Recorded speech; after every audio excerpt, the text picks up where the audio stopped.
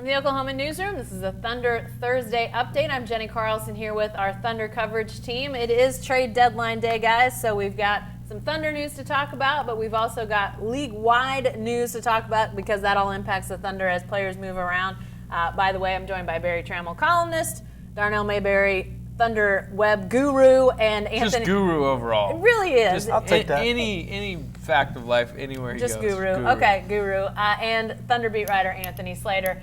Again, Thunder Thursday, here to talk about the trade deadline. Guys, Anthony, you and I got in the studio a little bit ago to talk specifically about the Randy Foye deal, bringing him to Oklahoma City from Denver, sending Steve Novak, DJ Augustine, and 2 second-round picks to Denver. You and I talked about that, so let's get some other feedback here. Barry, what's your feeling about the impact of this trade? What is the big impact in your mind? Well, I think the biggest impact's the $9 million they're going to save in the luxury tax. Around 9.8. By trading Steve Novak. I mean, Randy Foye's a nice insurance policy. He can play the 2 guard. He'll be the third-team point guard. I personally don't think he's going to play a ton, but he's a veteran who can still play.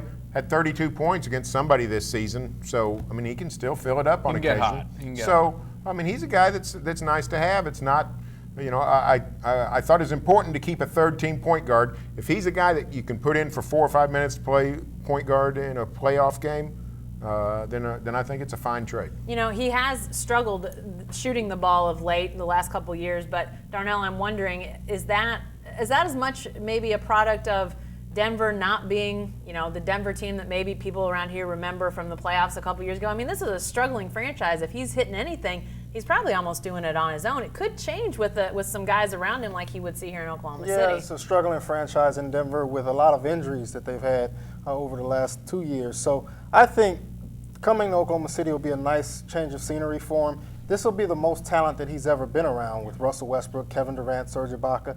He's going to have open looks like he's never seen before at any point in his 10-year career. So I think that alone should help him have a better year than he's had so far.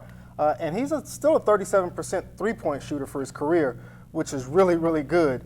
And I think having the weapons that he now has, if he plays any type of significant minutes, I think will really be a big key for him in terms of getting some open looks. There was so much talk, guys, about that two-way wing, that DN3 guy. Did they get somebody, Anthony, that can help him in any way in that regard? No, I mean, their best 3-and-D role-playing wing is still Dion Waiters. He's probably, I don't know if he'll start when Andre Robertson comes back, but he's going to close most games as the 2. Randy Foye, if you look at his metrics on court, off court in Denver, the Nuggets rating when he was on the court was 101 per 100, and off it was 108. I don't know how much of that's him actually being a good defender. He's 6'4", he's a little undersized, especially if he's facing a bigger wing. I don't see him putting him on Klay Thompson in a Warrior series. I still think Dion Waiters is the guy that the Thunder really are relying on, which could be a scary proposition, but it's an interesting one, to say the least. But I really think Waiters has played well as a starter of late. I think this might be a bad sign, but I think when he's in the starting lineup, suddenly it juices him up a little bit. Hey, I'm out here. I am a peer of Russell Westbrook and Kevin Durant. I need to lock up that guy. Whereas on the bench, he just maybe played a little lazier. Yeah, we didn't expect that the Thunder would do anything dramatic. We really didn't think there'd be any gigantic move. So this is sort of in the realm of what we all suspected would happen, but considering what they got, what they gave away, benefits, negatives both ways, how do you guys sort of grade out the Thunder? I've seen B-, C, sort of in that area. All of it depends on if you think they needed to make a big move. If you just look at this move in itself, I guess, look, you save $9.8 million. Mm-hmm. You only give up, a couple second-round picks. You clear up a roster spot for a potential buyout thing, which we can talk about later. But right. Just Kevin Martin come free, people like that. Plus, you turn 2 non-rotation guys into a guy who may break the rotation. Augustine and Novak weren't playing at all. Mm-hmm. So if you just grade this deal in particular, if you think they needed to make a splash, then maybe it goes down because they didn't get a, game changer. Right. I liked the open roster spot portion of this trade. Yeah. Nothing may come of it. Maybe nobody that they want or wants to come here from a buyout. but having roster flexibility is important. Let's say Cameron Payne turns an ankle next week. The Thunder got a roster spot to try to find a backup point guard to come in and help out. So roster flexibility to me is important. Yeah. What are you giving, Darnell? Probably B plus A. I mean, like you said, it wasn't a splashy move. It wasn't a blockbuster deal. But two guys that weren't playing just got traded for a guy who is clearly better than what they sent out. So just from that standpoint alone, I think the Thunder made out well. My thing with Randy Foye is he going to come in and play over Andre Robertson, Anthony Morrow?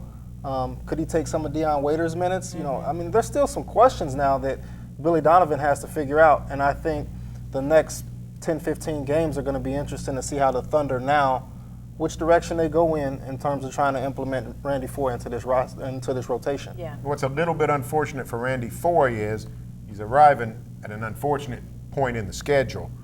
It's getting a lot tough tougher. games coming bunch up. of big-time opponents. Not a time to experiment with the lineup. If he'd have got here 2-3 weeks ago, the rash of Phoenix and Minnesota games, he could get some minutes. For sure, but one thing that does help, Andre Robertson is still a little bit away.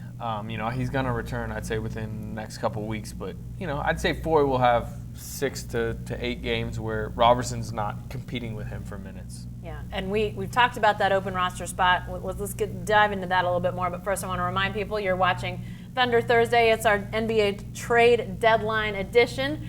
So lots to talk about with the trade deadline, but that open roster spot is intriguing now, guys, because we've seen Sam Presti acquire guys that have been let go. Obviously, Derek Fisher, Caron Butler is another name. He's done that almost as much as he's done anything around the draft, the trade deadline. So what are options? Who are some guys out there that we don't know yet? We don't know who's going to be available, but anybody intrigue you guys from what you've heard going on out there?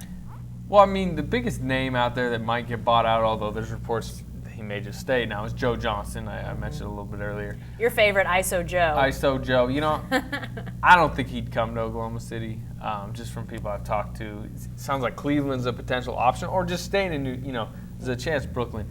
The names that actually, you know, some old names that are out there, the Kevin Martin, which, you know, if he gets bought out of Minnesota, he's a shooter. He's he's kind of tailed off, I'd say, in his career the last few years.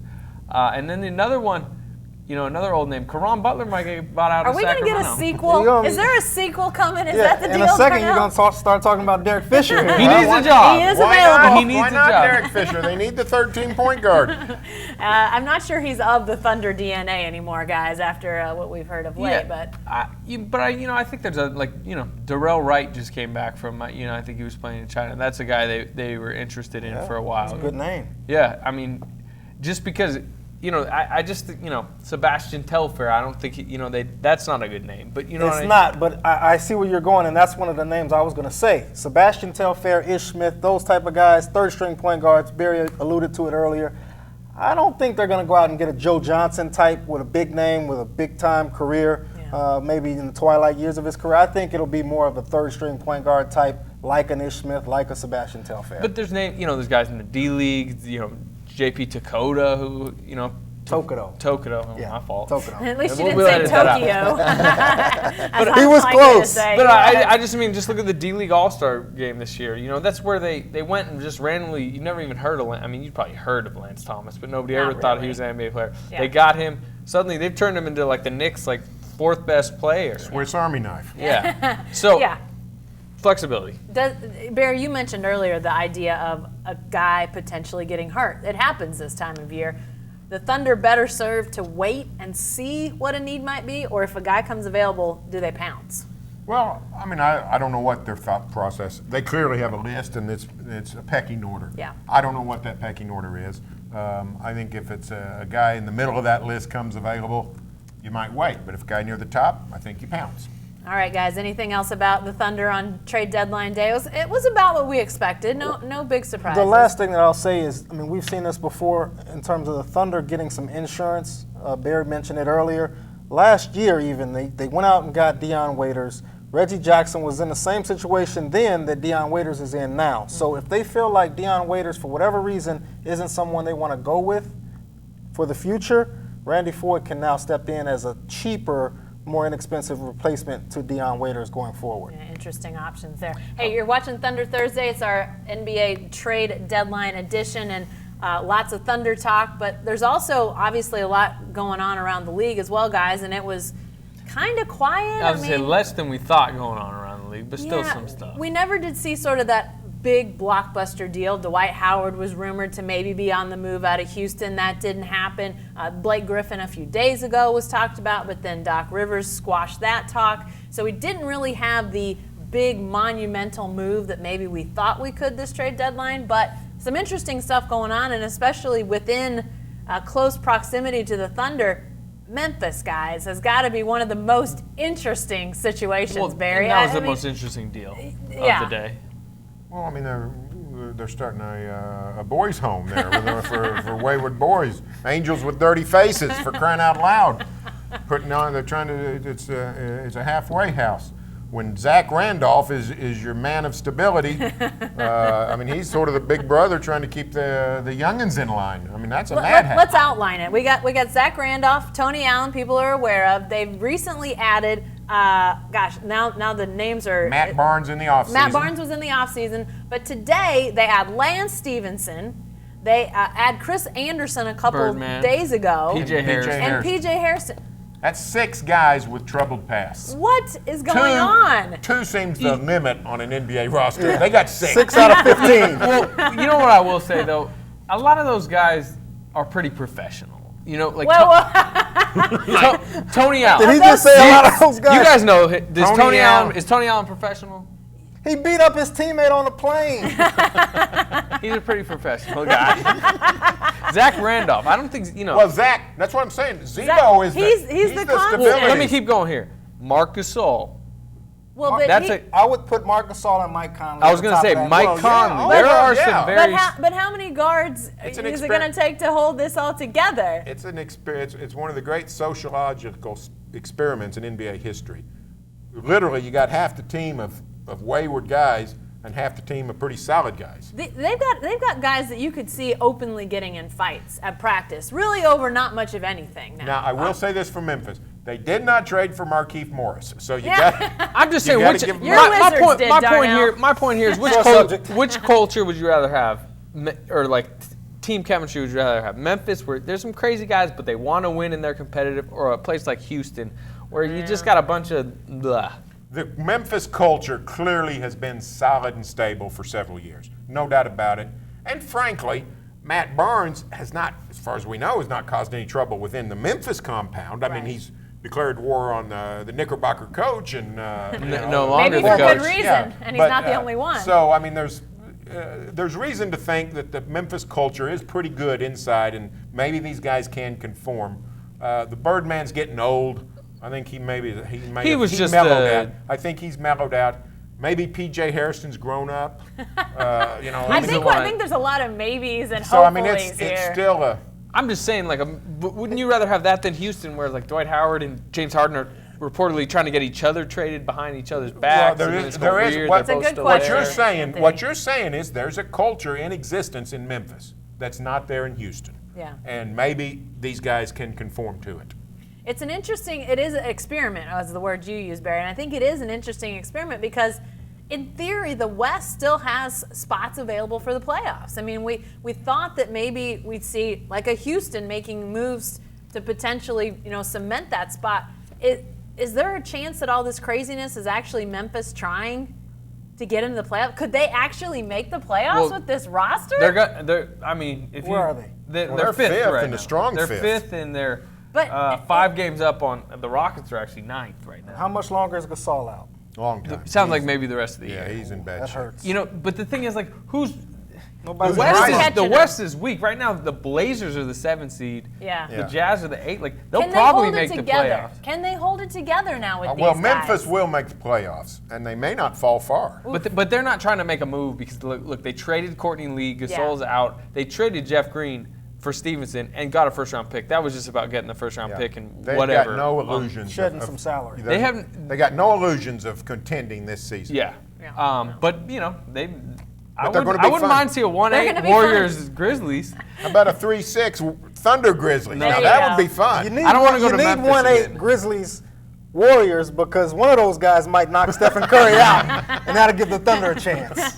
It's nothing but interesting. My only question is there any doubt now that the Grizzlies have moved ahead of the Kings in the nutso factor in the league? I mean, With players, yes. Yeah. yes, definitely. But as we talked about in Houston, I mean, so if You we're keep adding, going back to Houston. You Well, just I'm hate just- that, the way things look there Well, right now. I'm not alone. Yeah, no, you're right. You're right. I think if we view the whole picture, we talk about ownership, GM, culture, Coach stability. everything. Yeah, right. Sacramento doesn't know what they're doing Right. at all. I mean, and that it really stems from the owner that just changes his mind every day, and what are they paying, like 9 coaches right now? Yeah, So no, I mean Memphis that's is in a a way better madhouse. position than Sacramento. Yeah, that's a madhouse. Memphis, as a franchise, knows what it's doing. They've done a nice job. Even the Stevenson trade today is good. You get a first It's round very pick. good. Yeah, it's a good trade. Yeah. Well, interesting stuff. Let's talk a little bit more about league-wide. Remind people, though, that you're watching Thunder Thursday. It's our NBA trade deadline edition. And, guys, while the Memphis situation raised our eyebrows, there's some other teams that did some things. And a little flurry there late, which involved Memphis, but Jeff Green going to the Clippers, another team that people around here will be interested in. And is there anybody that you feel like really did an A type of job during the trade deadline here? Darnell, anybody stand out to you? No, well, Detroit. Okay. I mean, Detroit getting Tobias Harris and Monte Eunice from Houston, Yeah. and only having to give up really a first-round pick. Brandon Jennings, who's coming off injury, he's back playing, but not the same player he was, and not that great of a player to begin with. And Ersan Ilyasova. So they really made out well in terms of what they had to send out and what they got back in. Some young players with extreme potential to complement their already extremely talented core. And Reggie Jackson, Contavious Caldwell-Pope, who Barry knows well, and some other Drummond. guys, Andre Drummond. Yeah. They got Stanley Johnson they just drafted last year. So they've got a lot of talent brewing and building in Detroit. So I really like what they've done. I hate to say this because it's a bit of a sore subject with your Wizards, but Detroit is starting to feel like where the Wizards were a year ago. Young guys. Is our window already closed, Jenny? I don't know, Darnell, but it feels like, Well, what'd you think of the Wizards? What's your general thoughts on Markieff Morris, a guy who you went on our podcast earlier this week? We're saying Serge Ibaka and Andre Robertson, get him to Phoenix, bring back Markieff Morris. He's exactly what the Thunder need. The Wizards Now get him he's your today for team. Chris Humphries, Blair, and a first-round pick, and you think it's the worst move of the I day. like I love Markieff Morris as a talent. I love his skill set. I love that he can take you inside, he can take you out. He's a matchup nightmare. However, he's a bit of a head case. I mean, the guy is just a nut job. Already this year, in one calendar NBA year, he's demanded a trade, he's thrown a towel at a coach, and he's choked out a teammate. Choked out strong. He pushed it. Yeah, well, he tried to choke him out. If they didn't separate him, he'd have choked him out. He did his exit interview out of Phoenix today on a hoverboard. Well, I think the worst thing he did is just Interesting, yeah. he pouted and forced himself to the bench.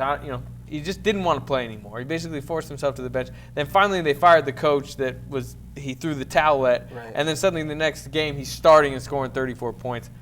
That doesn't. My biggest problem with him going to the Wizards is that we talk about cultures. The Wizards have historically been one of the worst cultures in basketball. And to add a guy like that to a young, impressionable roster, Right. John Wall, Bradley Beal, Otto Porter, we just got Kelly Oubre Jr. Out of Kansas. This guy. So you don't want to We all add love our teams. knuckleheads to Yeah. a young, impressionable roster. And that, to me, is the difference, is the culture. He would have fit, I think, in a better culture like the Thunder that's got solid veteran leadership, that's got great Prop management. him up and And he's come a on, winning man. team. The Wizards are not a winning team right now, so I just don't see. I mean, he's a great talent, but giving up a first-round pick for him, I just don't see the need for the Wizards to do something like that. Yeah. Okay, what do you guys think of the Clippers now? I threw it to you a little bit earlier, but their bench is thin, very thin, stays thin. But now they start Chris Paul, J.J. Redick, Jeff Green, Blake Griffin when he's back, and DeAndre Jordan. That's a very good starting five, closing five, too. They can score a lot of points. Can Jeff Green guard Kevin Durant? I don't like it because of the defense. You're talking about at least 2 guys that are not good defenders at all, in Redick and Green, and Blake's not a good defender. Blake's not great either. And Chris Paul is sort of like Westbrook, likes to steal the ball, but if he can be overpowered by a lot of guys By he goes Russell against. Westbrook. So I don't like it. Lance Stevenson his career went off the cliff. However, he's the kind of guy when you play the Warriors or when you play the Thunder, you throw him out there and see if he has a rebirth. He at least can D up with guys. He's been playing decently. Whether he will, I don't know, but he's at least capable. Jeff Green's not capable. We know him well. He's just not capable of guarding Kevin Durant or even getting close to it. And that's what the Clippers can score. That's not a problem. Can they defend? They got no closer to defending today. Right. Yeah, I mean, the interesting thing with them is, the West is so tiered right now where you know who 1 is, you know who 2 is, you know who 3 is, you know who 4 is. And that sets up second round matchups where it's going to be Spurs, Thunder, more than likely, and it'll be Warriors, Clippers, where I think this is now a really interesting series to me, Warriors, Clippers. But as you mentioned, they're not going to be able to stop the Warriors. No. Did anybody get I don't know, a space or two better, a spot or two better in the standings today? Did anybody do anything in your mind to improve that much? I think you can only look east, and you'd have to Detroit, which he talked about. It's not just today; it's what they've done the last. With Tobias Harris a couple days ago. I think they got themselves in a better position in the east, and then Washington. While the first round pick you might not want to give up, now they have Markieff Morris with Wall and Beal. And they can maybe, they're really, I think, set on trying to make the playoffs. Obviously, this, pipe dream of, look, Kevin Durant, Markieff Morris is working here, you can work here type deal. I think they may vault themselves up into the playoffs. That doesn't get them past the Cavs, but. Yeah. It was a pretty quiet day. I didn't see anybody making a huge amount of headway. But to me, it was interesting, guys, as I'll reintroduce everybody. We're doing our Thunder Thursday hangout here. It's our draft trade deadline. I keep saying draft like it's draft day. It's trade deadline day. Our edition to talk about any trades out there. And guys, it's to me the thing that's interesting is to as with the Thunder trade, you think about the tentacles out there. Who the Thunder got rid of, not just individuals and personnel, but that salary. Did anybody do anything as it relates to all this TV money coming in? The summer of Durant. Anybody show you anything that makes you think they want to try to be a player in a way that we weren't expecting? I think teams were wary. I think the biggest thing you saw today is that teams didn't want to take on extra salary. That's why there were so few deals, is because what lingers in the summer and, the salary cap. One of the biggest losers today, I think, was the Rockets. They didn't get Dwight Howard. Dwight Howard's about to be a free agent asking for $25-30 million. Nobody wanted him, really. I mean, nobody wanted him for anything substantial because apparently Milwaukee was, trying to get a deal, but he wouldn't guarantee Milwaukee he'd stay there. So why, if you're Milwaukee or anybody, would you trade for Dwight Howard? Yeah. So I just think there's a lot of that today where it wasn't just somebody made a move that was like, wow, they're players now. It was just that everyone stayed back because they said, look at what the Warriors are doing. Are we really going to pass that? Right. And then we're not going to take on money when we know what's coming this offseason. And Cleveland had a good trade deadline. Yeah. I mean, they picked up the player, a bigger version of Randy Foye in Channing Frye, a guy they might need, they might not, but he's at least insurance for Kevin Love's injury proneness. And they got rid of Anderson Varejão's salary, which is going to save I think it's like $6 million or so off I the think tax. almost 10. Well, saving a bunch of money, just like the Thunder. So Cleveland did a nice job. Oklahoma City and Cleveland, people don't always remember this. 2 highest payrolls in the league, Cavs and Thunder this season. Yeah, lots of interesting stuff, guys, and we'll obviously be getting a chance to talk to Randy Foye at some point down the road. So looking forward to that. I have to tell you guys, though, sort of as we wrap up here, one of the things I thought quickly about when we heard about the trade was Steve Novak. I don't know who had a chance to talk to him yesterday out at practice, but he told you guys, maybe it was Eric, was talking to Eric after practice yesterday, just how tough it can be on trade deadline day. He said, 16 moving vans, I think? I mean, it's a business. These guys get that. They get paid millions of dollars, but you still, when you think about the human side, I thought about Steve Novak today when I thought, he's just a minute piece of the puzzle and on a trade deadline day, and yet for him, it's moving van number 17 comes down the street. It's crazy. It is. I mean, it'd be like us. I mean, I've never moved outside of Cleveland County, You've been here 15, 17 years. Jacko, you've been here a decade. Now you see you haven't been anywhere for 15 minutes. But, I mean, It's actually been a little bit too long in the seat. Let's get this Can we going. get us this going? moving across the country, even if we had 2, 3, 4 months in advance, Yeah. would be a monumental head-banging situation. And here these guys, it just gets dropped on them. You got 48 hours to be in Atlanta. You got 48 hours to be in Denver. You got 48 hours to be in the Milwaukee. The worst part is it's not just Steve Novak. He's got a wife and kids. I think 2 kids. That's the he Small even said it in children the too. So I mean, that's the worst part. It's not just And Augustine, affecting him. Augustine too. Yeah. They've got families. Yeah.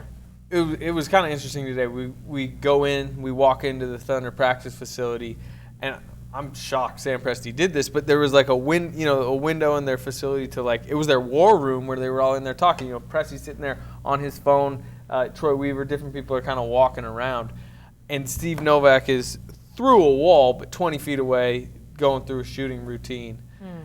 And it's just, as you mentioned, I mean, 20 feet away, this guy's shipping him off to a different guy. You feel sad for him because I think he was enjoying being on a winning team.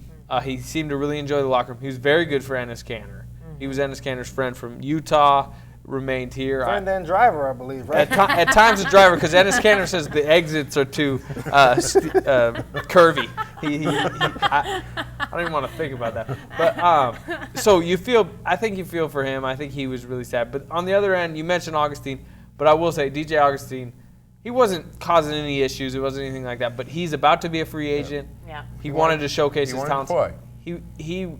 I think he wanted to be moved at the deadline, and he was. So Yeah. I don't feel as rough about that. No, I think he's going to get a chance now. Obviously, Denver needs all the help it can get. But like I said, looking forward to getting a chance to talk to Randy Foye. Probably will come in the next 48 hours or so, and we'll have all that on our coverage. Be sure to stay with the best coverage team anywhere at newsok.com and every day in the Oklahoman.